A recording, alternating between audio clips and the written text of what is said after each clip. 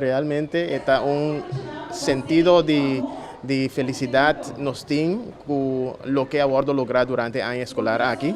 Nos tiene el primer graduado del programa de nos high school program. Na Aruba Adventist Academy nos ofrece un high school diploma que está saliendo por de merca.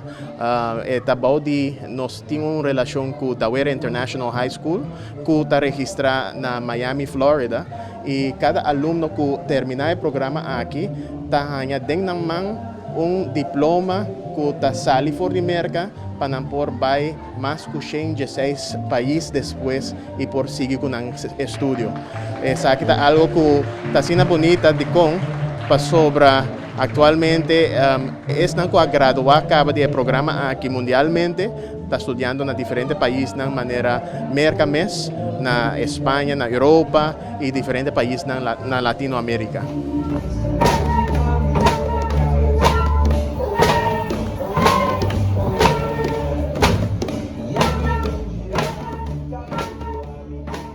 Nos estamos agradecidos por el trabajo incansable, el trabajo precioso que la orquesta está haciendo.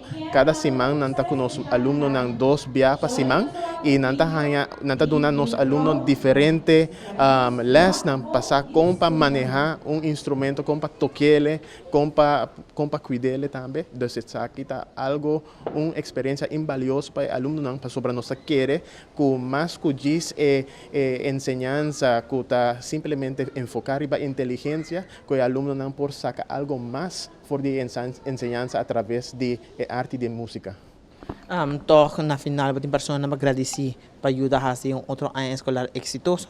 Seguramente. Gente del team de escuela, el maestro, el coach, el team administrativo, pero también diferentes stakeholders, manera International Organization for Migration, IOM, HIAS, también UNHCR y PATF, y Vene Aruba Solidaria, que hopi apoyar los alumnos para por scholarship, para por ayuda en diferentes áreas, y mi mestre agradeci también tour é maior que sempre apoiando na UNAM para por estar exitoso no trayecto escolar.